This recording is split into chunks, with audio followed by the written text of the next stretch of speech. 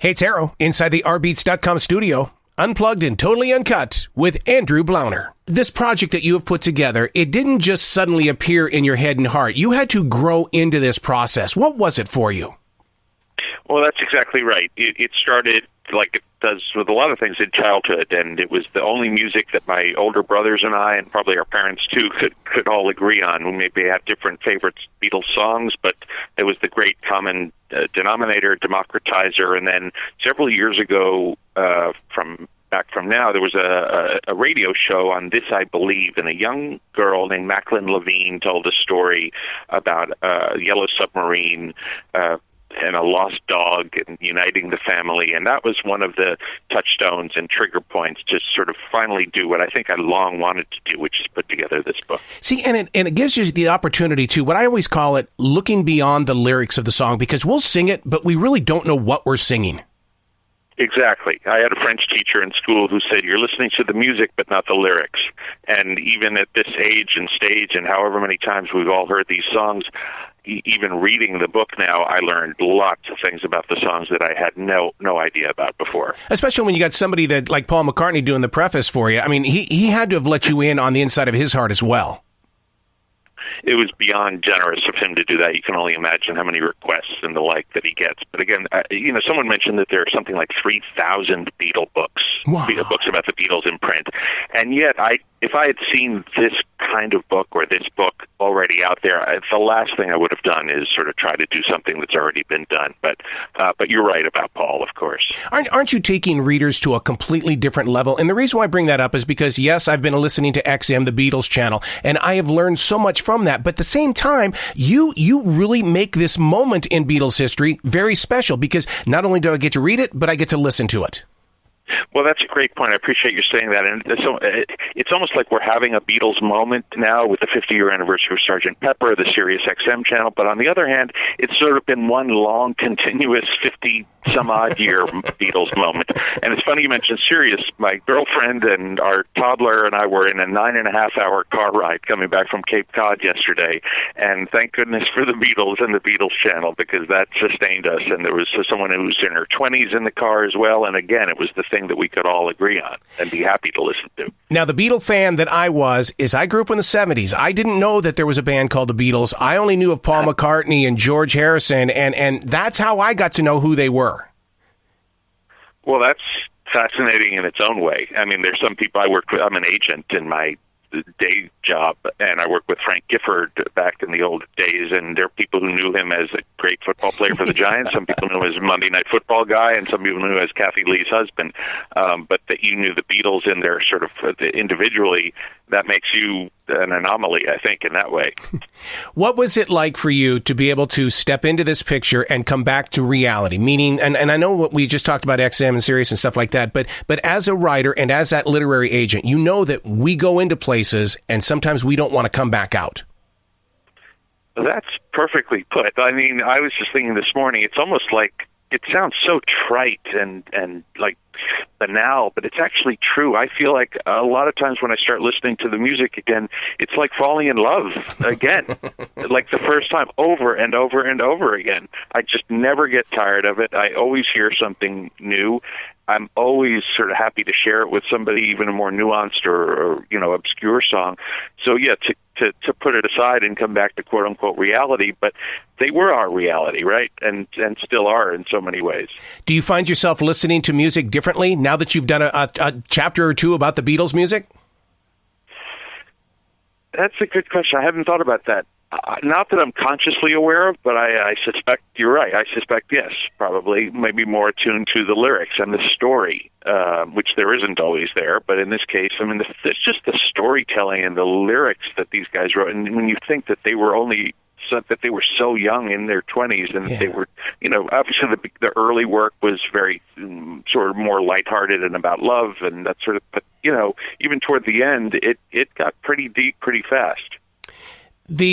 While at the radio station, I had the 4 Beatle pictures up on my studio wall, and people, what they did was they said, why the Beatles? Why does it have to be in the room? And I said, you know what this does is this shows teamwork. There are 4 completely different men that are in that photograph, but yet they all came together and created harmony. And that's what's missing from today's business world. Do you not agree it was a moment in history that we can learn from many, many, many decades later? Well, you're talking my language. We did an event for the book at the launch the other day, and somebody was sort of expressing sort of disappointment or just observing how not inferior but less the work was that they each did after the band broke up, and the person was expressing surprise at it. And I agreed with the first part, but there was nothing surprising to me about how the fact that the whole is greater than the sum of the parts. This is a quintessential example of that.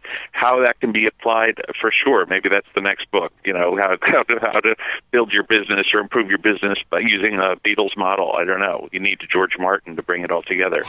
I've been with Giles Martin twice, and boy, I'll tell you what, the stories that he shares about his father and how he tried to do everything humanly possible to keep them humanized, but at the same time to keep them creative.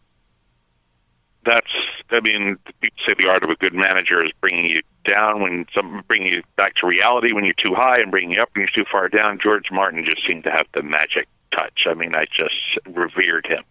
Did you have a favorite Beatle? Well, it's funny you say that. I would have said it sounds like a punchline, but George, there's two Georges, but George Martin was probably my favorite in the whole cast. Yeah. But if the favorite Beatle, it sort of rotated, I think, like a lot of people did. And I'm sorry to say this in some way, but everyone except Ringo sort of had a phase in my life where it sort of predominated. Yeah, a couple of years ago, I put together, actually it took more than a couple of years, my new book is based on John Lennon, if he were alive today. And so, and as a writer, I challenged myself to go get the Mont Blanc John Lennon writing instrument and to write that book. Now, as a literary agent, you guys are very tough people to get a hold of. We're talking now. We are. Someone said you need an agent just to get an agent these days. And it's sort of sad, but it's sort of a function of everybody has a laptop now, and it's as opposed to my friends who are filmmakers, and the barriers to entry are just so much higher. In some way, you need financing. Anyone can sort of tell a story, and sort of the number of writers funneled down to the number of agents who then are gatekeepers in some way to try to get it to publishers. But yes, that's what I hear, that agents can be unresponsive, which is unfortunate. I've probably been guilty. Did you get to talk with Yoko at all during this process? I did not. She's one of the two people I sort of reached out to in different ways, one of two people who did not respond in any way. The other person, in case you're wondering, who did not respond was President Obama, who I thought if he was going to write, he's sort of on record as saying that, of course, he loved the song Michelle. Yeah. So I thought it would be a coup to have him write something about that, and that didn't come to pass. But Yoko, no, I never heard back. See, I see that as an opportunity for you to have follow-up books now, one about Obama, one about Yoko, because this can't just stop with one book, dude.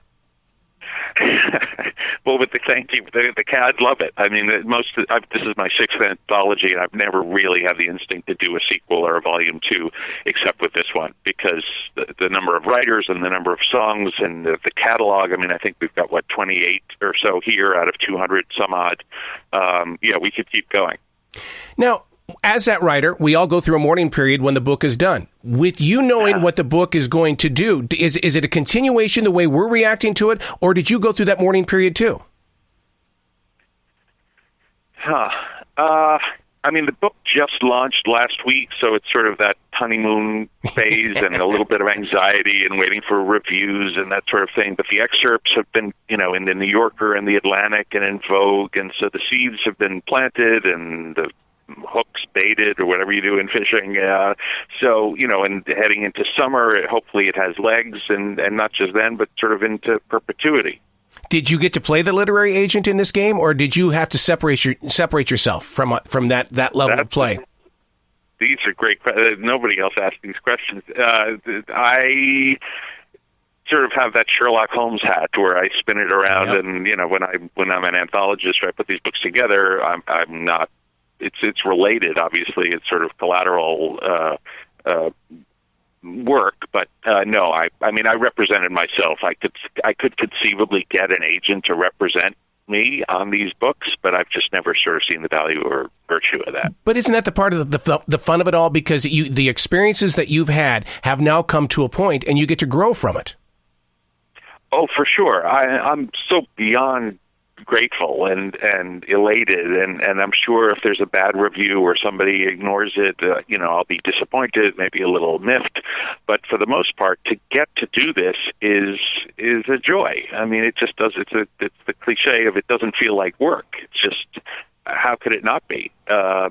So yes, I hope it's just that once one is done, it's sort of like when people talk about having children. It's sort of, I don't know, until the inspiration or the passion comes for the next one, because I can't just turn the crank and sort of put these books together on a subject that just doesn't, drive me. I'll tell you the feeling that I kept getting while going through the book was I kept going, I wish Casey would have said this. I wish I could have heard Casey talking about what this man is unveiling. The Casey Kasem was such a magnet to the Beatles as solo performers, but yet the way that you're writing, you do it in that Casey style where you're sharing the story. You're not telling me anything. You're sharing it. That's so nice of you to say. Yeah, and that's so apropos. And it's funny, one of my first year in the business as an agent, I wrote a letter to Casey, just thinking what a great story he has to tell from all different aspects in all different kinds of books. And I just thought I'd sent it out into the ether, and I'd never hear back. And one time the assistant buzzed through and said, "I have someone on the phone saying he's Casey Kasem," and it actually was. And I don't know if he ever ended up writing the book, but that's exactly. It doesn't feel like selling. It doesn't feel like anything other than sharing and advocating and championing something. So you're going to take this book up to the fourth dimension, some podcasting, maybe get the attention of XM so you can be one of the features on there, because you got some magnetic stuff here, dude. Well, thanks, Ben. Bill Flanagan is in the book and has been a great supporter of the book, and he's at XM, and Alan Light is in the book, and he has a show there. We'd do anything we could to sort of ally with them. And again, I'm already hooked on the channel. I haven't had to start paying for it, but now there's no turning back. So yeah, we'd love to partner with them in some way.